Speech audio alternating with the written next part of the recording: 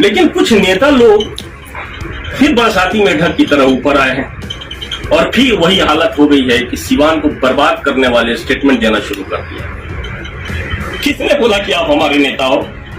अरे सोच के बोलो, हमने कब बोला? मैं लालू जी का इज्जत करता हूँ, पूरा बिहार के लोग इज्जत करते हैं, लालू जी की योग्यता को इज्जत करते हैं। तो तेजस्वी जी को हमारे जैसे लोग, शहाबुद्दीन साहब जैसे लोग नेता नहीं मानते। मैं शहाबुद्दीन के कंपेयर नहीं करना चाहता, हमारी वजूद कुछ नहीं है। SN लाइव, सच सबसे आगे। भाई जितने लोग हैं अभी फेसबुक पे अवेलेबल हैं तो वो जुड़ने की कोशिश करें। मैं आप लोग से कुछ बात करना चाहता हूँ। एक आम नागरिक को होने के नाते हम सिवान की राजनीति को देख रहे हैं और राजनीति का कोई अस्तित्व नहीं होता। लोग बोलता है कि राजनीति एक ऐसा शब्द है जिसके लिए वो कब किस करवट जाएगा। राजनीतिक अस्थायी नहीं होता, राजनीतिक अस्थायी होता है। तो सिवान में जो कुछ भी चल रहा है, एक पार्टी ने जो क्या किया नहीं किया, उसके समर्थक लोग परेशान हैं, हताश हैं, अपने नेता से नाराज हैं और अपनी नाराजगी का इजहार कर रहे हैं। और हर एक व्यक्ति को, हर एक इंसान को अपनी नाराजगी जाहिर करने का हक है और अधिकार है। आज मैं एक वीडियो देख रहा था, एक नेता हैं, उन्होंने कुछ ऐसे शब्दों का इस्तेमाल किया जिससे मैं व्यक्तिगत रूप पे बहुत आहत, बहुत परेशान हूं कि किसने क्या खोया, किसने नहीं खोया, जिसका जाता है वही जानता है। अपने जेब से 1 रुपया अगर गिर जाता है ना तो इंसान परेशान हो जाता है कि मेरा 1 रुपया खो गया। एक परिवार अपना सब कुछ खो दिया। सिवान की जनता अपने एक नेता को खो दिया, जो नेता केवल सिवान का नेता नहीं हुआ करते थे, वो पूरे हिंदुस्तान का, पूरे भारत का एक चेहरा हुआ करते थे। लेकिन उन्होंने अपने राजनीतिक विचारधारा से कभी समझौता नहीं किया और मरते दम तक उसी पार्टी के लिए अपने जान को निछावर कर दिया, जिसके लिए पूरा बिहार जानता है, पूरा हिंदुस्तान जानता है। लेकिन कुछ नेता लोग फिर बरसाती मेढक की तरह ऊपर आए हैं और फिर वही हालत हो गई है कि सिवान को बर्बाद करने वाले स्टेटमेंट देना शुरू कर दिया। हमारे कुछ नेतागण ऐसे हैं जिन्होंने क्या नेनुआ क्या कह दिया, नहीं कह दिया, उस पे क्या वो जातिगत राजनीति की जो शुरुआत की गई है, जिससे दिल बहुत आहत है। ये माने नहीं रखता कि मैं किस समाज से हूं।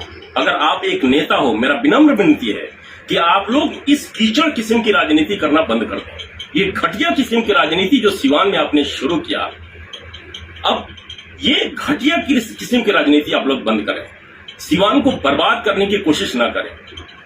एक नेता है जो अपना सब कुछ खो दिया, उसके समर्थक, उसकी जनता, उसके चाहने वाले अपने विचार को रख रहे हैं, अपने गुस्सा को जाहिर कर रहे हैं और वो जायज बनता है।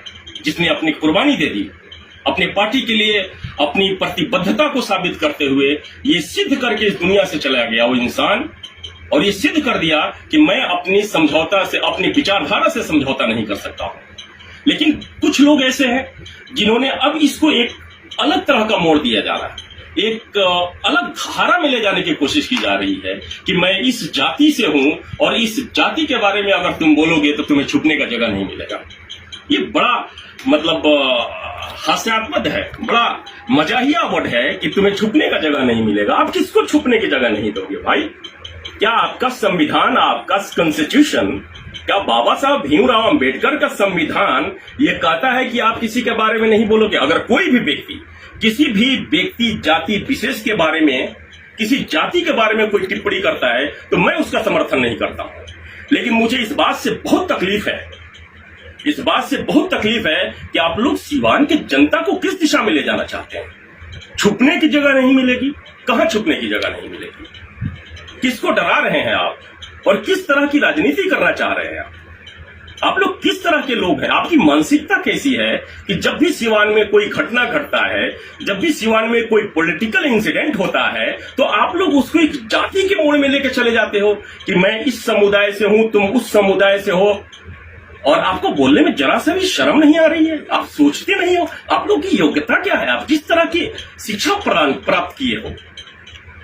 आप किस इंस्टीट्यूशन से पढ़ाई किए हो कि आप बोल रहे हो कि तुम्हारा अस्तित्व क्या है, तुम कहां से हो, तुम्हारा कोई वजूद नहीं है, तुम्हारा इतिहास क्या है? अरे इतिहास को पढ़ने के लिए आपके अंदर योग्यता होना चाहिए, इतिहास की समझ होनी चाहिए। जानते हैं आप इतिहास के बारे में? जो हमारे नेता हैं, तथाकथित नेता हैं, जो 5 बार हार चुके हैं, अब मेरे को लगता है कि ये 25 बार ये ताउम्र लड़ते रहेंगे तो ये किसी पद मुखिया वार्ड कमिश्नर नहीं बनेंगे। और वो सिवान की राजनीति को और सिवान की जनता को सरेआम आके धमका रहे हैं, एक सांप्रदायिक विशेष को टारगेट कर रहे हैं कि मैं इस समुदाय से हूं, तुमको छुपने का जगह नहीं मिलेगा। सिवान के प्रशासन को संज्ञान लेना चाहिए। इसी तरह के नेता समाज को अराजक करते हैं, समाज को बर्बाद करते हैं, और आप लोग से विनती है कि इस घटिया किस्म की राजनीति ना करें। अगर आपकी राजनीति विचारधारा ये है तो सिवान की जनता और सिवान की आवाम, पूरे बिहार की आवाम इस चीज को समझे कि इन घटिया किस्म के नेताओं को कभी राजनीति के और अपने समाज के मेन धारा में नहीं आने दें। आप लोग इस घटिया किस्म की राजनीति करके आप क्या करना चाहते हो? आप क्या सिद्ध करना चाहते हो?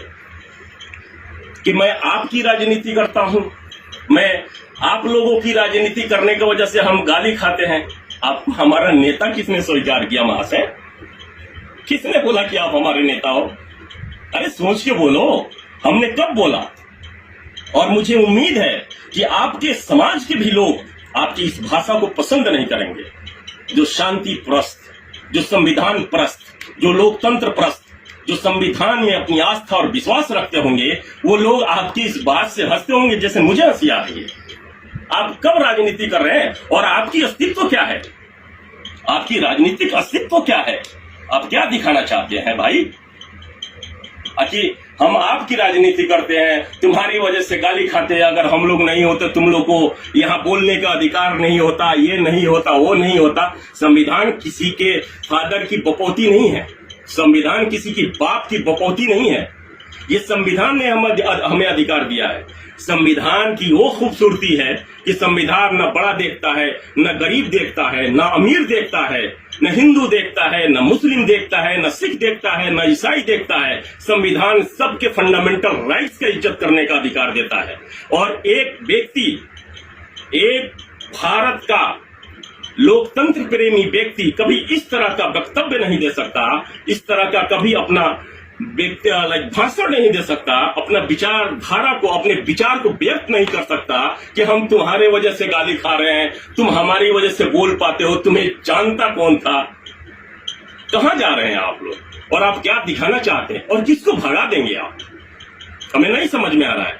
हम एक प्रोफेशनल आदमी हैं, लेकिन हमें अपने देश से, अपने लोकतंत्र से प्यार है। हम समझते हैं कि हमारी आजादी कैसे मिली है, और हमें बोलने की आजादी किसी ने नहीं दिलाई और किसी के बाप की बपौती नहीं है। हमें हमारा संविधान ने आजादी दी है इस चीज को, और इसके लिए हमारे बुजुर्गों ने, हमारे देश के जवानों ने, शहीद भगत सिंह, अशफाकुल्लाह खान, बहुत से लोग, अब किसका किसका नाम लोगे, हमारे छोटी जुबान भी इतने लोगों के नाम नहीं ली जा सकती, जिन्होंने अपनी कुर्बानी देकर इस संविधान को, इस देश को दिया है, हमें आजादी दिया है। और हमें बोलने की आजादी आपकी भीख नहीं है।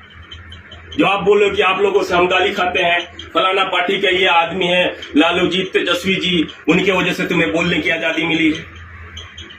लालू जी और तेजस्वी जी को आप क्या संविधान निर्माता समझ बैठे हैं? महाशय, आपको एक बात बता देना चाहता हूं। भारत की खूबसूरती, भारत की विशेषता, भारत की पहचान भारत का संविधान और भारत का लोकतंत्र है। और लोकतंत्र में ये मोनार्क नहीं है। क्या पता आपको समझ में आएगा कि नहीं आएगा, मैं नहीं जानता। मोनार्क का हिंदी होता है राजतंत्र। ये राजतंत्र नहीं है कि एक व्यक्ति विशेष घर का आदमी। मैं लालू जी का इज्जत करता हूँ, पूरा बिहार के लोग इज्जत करते हैं, लालू जी की योग्यता को इज्जत करते हैं। वो एक एडवोकेट रहे हैं, एजुकेटेड पर्सन है, he can understand the society, the value of the people, और उन्होंने लड़ा है, उन्होंने सिद्ध किया, इसलिए लालू सबके नेता हो जाते हैं। लेकिन अगर आप तेजस्वी जी की बात करते हैं तो तेजस्वी जी को हमारे जैसे लोग, शहाबुद्दीन साहब जैसे लोग नेता नहीं मानते। मैं शहाबुद्दीन के कंपेयर नहीं करना चाहता, हमारी वजूद कुछ नहीं है। शहाबुद्दीन एक विचारधारा का नाम है, उस विचारधारा के सामने हमारी कोई वजूद नहीं है। लेकिन एजुकेशन माने रखता है?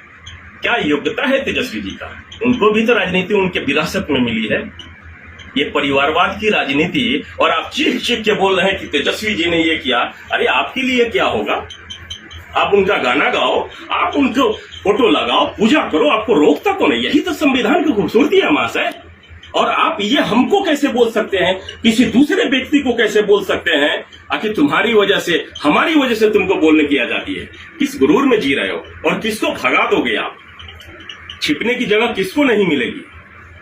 अरे वक्त का इंतजार कीजिए। अगर आपकी यही मानसिकता है तो यही संविधान और यही प्रशासन आपको छिपने का जगह नहीं देगा। अगर आप इस तरह के वक्तव्य को, इस तरह के भाषा का इस्तेमाल करोगे तो हमारा संविधान और हमारा प्रशासन आपको छिपने का जगह नहीं देगा। मैं ज्यादा कुछ बोलना नहीं चाहता। मुझे उम्मीद है कि आप मैं क्या कहना चाहता हूं आप समझ जाओगे। और डराने की राजनीति मत करो। कोई भी व्यक्ति, कोई भी नेतागण डराने की राजनीति ना करे, और किसी को डराने की जरूरत नहीं है। हिंदुस्तान में कोई किसी से डरता नहीं है, क्योंकि हिंदुस्तान राजतंत्र नहीं है, लोकतंत्र है। और लोकतंत्र में हमको भी बोलने का अधिकार है और आपको भी बोलने का अधिकार है। भविष्य में अगर जरूरत पड़ी, आप नेता समझ रहे हो अपने आप को, तो हम आपके खिलाफ लड़ेंगे। जब आप चाहते हो कि राजनीति हो, और कभी डिबेट, ओपन डिबेट करके देखो, कभी ओपन डिबेट पे आओ, मुद्दों पे बात करो, विचारधारा पे बात करो। इस तरह की राजनीति, एक व्यक्ति अगर गलती कर दिया कि नेनुआ बेचता है, क्या बेचने लायक नहीं छोड़ेंगे, ये नहीं करेंगे, मैं उसके इस भाषा का मैं समर्थन नहीं करता। लेकिन आपने जो भाषा का इस्तेमाल किया है कि छुपने का जगह नहीं मिलेगा, हम ये कर देंगे, हमारे वजह से तुमको बोलने की आजादी मिली है, हम इसका पुरजोर विरोध करते हैं। और आप अगर राजनीतिक पे और राजनीति विचारधारा पे, किसी मुद्दे पे, हिंदुस्तान की राजनीति, बिहार की राजनीति, सीवान की राजनीति पे अगर बात करना चाहते हो तो ओपन डिबेट के लिए आपके साथ हम तैयार हैं। आप कभी भी ओपन डिबेट कर सकते हैं। मैं आपसे बात करना चाहता हूं। आप कैसे बोल सकते हैं कि छिपने का जगह नहीं मिलेगा? किसने अधिकार दिया आपको? क्या प्रशासन किसी के बाप की बपोती है? जितना प्रशासन हमारे लिए कड़ा है उतना प्रशासन आप लिए कड़ा है। आप ये कैसे भाषा का इस्तेमाल कर सकता है कोई भी नेतागण? बस मैं अपनी बात को यही खत्म करना चाहता हूं। हम कोई राजनीतिक, मैं I am not a politician, लेकिन एक नागरिक हूं, बिहार का एक नागरिक, सीवान का एक नागरिक का एक आह्वान है, एक विनती है, एक रिक्वेस्ट है आपसे कि कोई भी नेतागण कृपया करके इस तरह की भाषा का इस्तेमाल ना करे। और बात रही कि अगर किसी ने बोल दिया, जिसका गया है वो तो बोलेगा यार, जिसने अपना खोया है वो तो बोलेगा, जिसको तकलीफ है वो तो बोलेगा। हमने तो दिल्ली में देखा था मंजर यार, मैंने दिल्ली में, मैं उस घटना स्थल पे अवेलेबल था, मौजूद था, मैं उसका साक्ष्य हूं, मैं उसका साक्षी हूं, मैंने देखा है सारी चीजें। क्यों नहीं लोग बोलेंगे यार? किस तरह की राजनीति करता है जिसको आप नेता बोल रहे थे कि मनाने की वजह से आपको बोलने के अधिकार है? वो एक धोखाधड़ी वाले लोग हैं। उनकी मानसिकता बहुत गंदी है।